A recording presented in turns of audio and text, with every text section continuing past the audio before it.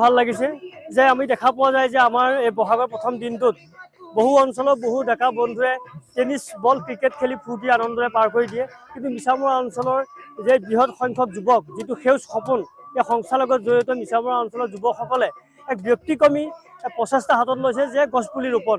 তেওঁলোকে 2000 গছপুলি ৰোপণৰ যি প্ৰচেষ্টা, অকল ৰোপণেই নহয়, ৰোপণৰ লগতে প্ৰতিপালনৰ তেওঁলোকে এক ব্যৱস্থা কৰিছে। গতিকে তেওঁলোকক ধন্যবাদ জনাইছোঁ।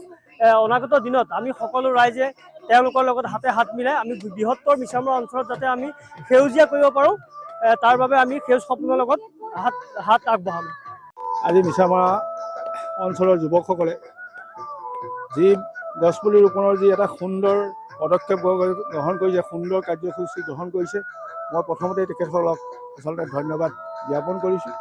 কাৰণ আমাৰ এই মিছামৰা অঞ্চল সেউজীয়া কৰাৰ তেওঁলোকৰ যি প্ৰচেষ্টা, তেওঁলোকৰ যি প্ৰকল্প, এই প্ৰকল্পক আচলতে আমি ধন্যবাদ দিবই লাগিব। কাৰণ এই নৱপ্ৰজন্মই ইমান এটা সুন্দৰ চিন্তা কৰিছে। কাৰণ গোলকীয় জলবায়ু পৰিৱৰ্তনৰ কথাও তেওঁলোকে আজি অনুভৱ কৰিছে। আমাৰ যিটো প্ৰদূষণ হৈছে অঞ্চলবিলাকত, সেইবিলাকৰ কথাও তেওঁলোকে ইমান সুন্দৰভাৱে চিন্তা কৰি আজি এই কাৰ্যসূচী গ্ৰহণ কৰিছে। তেখেতসকল ধন্যবাদ প্ৰাপ্ত। ক'ব লাগিব, বৃহত্তৰ মিছামৰা অঞ্চলত যি যুৱবৃন্দই সেউজ সপোন নামে যি কল্পনা কৰিছে বৃক্ষৰোপণ কাৰ্যসূচী, ই এক মহান কাৰ্যসূচী।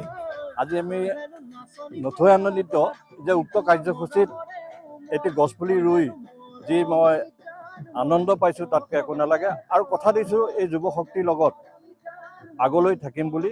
তেওঁলোকৰ যি কাৰ্যসূচী হাতত লৈছে সেউজ সপোন, আমি লগত থাকিম। পোনপ্ৰথমে আমি সমূহ অসমবাসী ৰাইজক অসমীয়া নৱবৰ্ষৰ আন্তৰিক শুভেচ্ছা জ্ঞাপন কৰিছোঁ। আৰু আমাৰ এই কাৰ্যসূচীভাগ আমি আজি কিছুদিনৰ পূৰ্বে আমি পৰিকল্পনা কৰিছিলোঁ। সমগ্ৰ মিছামৰাৰ যুৱক সমন্বিত হৈ পেলাই বছৰেকৰ অসমীয়া নৱবৰ্ষৰ প্ৰথম দিনটোত ধৰণী সেউজীয়া কৰাৰ উদ্দেশ্যেৰে প্ৰায় 2000 জোপা গছপুলি ৰোৱা সংকল্প লোৱা হৈছিলে। আৰু আজি এই দিনটোতে মিছামৰাৰ বিশিষ্ট ব্যক্তিসকলৰ উপস্থিতিত আমি মিছামৰা ঐতিহ্যমণ্ডিত মিছামৰা উচ্চতৰ মাধ্যমিক বিদ্যালয় খেলপথাৰত গছপুলি ৰোপণৰ কাৰ্যসূচী হাতত ৰাখিছোঁ। উদ্দেশ্য এইটোৱেই যে আমাৰ যিটো হাৰত আমাৰ গৰম বৃদ্ধি হৈছে, উষ্ণতা বৃদ্ধি হৈছে, গোলকীয় উত্তাপ বৃদ্ধি হৈছে বুলি আমি কৈ আছোঁ, সেই উদ্দেশ্য আগত ৰাখি যে গছ ৰুলেহে মানুহ জীয়াই থাকিব, তাৰ উদ্দেশ্য আগত ৰাখি আমি গছপুলি ৰোৱাৰ কাৰ্যসূচী লৈছোঁ। আৰু আমি যুৱ প্ৰজন্ম ওলাই আহিছোঁ এইকাৰণে, কিয়নো যুৱ প্ৰজন্মই যদি এই বিশেষ ক্ষেত্ৰটোত গুৰুত্ব দিয়া নাযায়, তেতিয়াহ'লে আমাৰ ভৱিষ্যতে আমাৰ জীয়াই থকাৰ এই ধৰাত আমাৰ কাৰণে বহুত সমীচীন নহ'ব।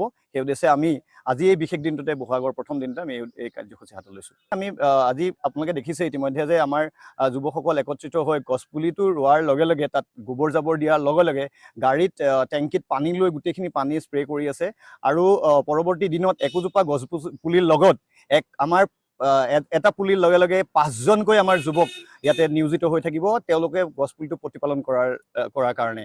আৰু এই পদক্ষেপ এইকাৰণে লোৱা হৈছে কাৰণ আমি এটা ইয়াতে দৃষ্টান্ত দাঙি ধৰিব বিচাৰিছোঁ। কাৰণ আমাৰ বিভিন্ন অনুষ্ঠানত, বিশ্ব পৰিৱেশ দিৱসেই হওক বা অন্যান্য বিভিন্ন অনুষ্ঠানত আমাৰ গছপুলি ৰোপণ কৰা হয়, কিন্তু সেই প্ৰতিপালনৰ দায়িত্ব আমাৰ সচেতন সমাজে কিন্তু নলয়। আৰু তাৰ প্ৰত্যুত্তৰ হিচাপেই হওক বুলি ধৰি লওক বা অন্য কাৰণতে হওক, আমি সেই ব্যৱস্থাটো কৰিছোঁ যাতে আমাৰ এই পদক্ষেপে আনৰ কাৰণে প্ৰেৰণাদায়ক হয়।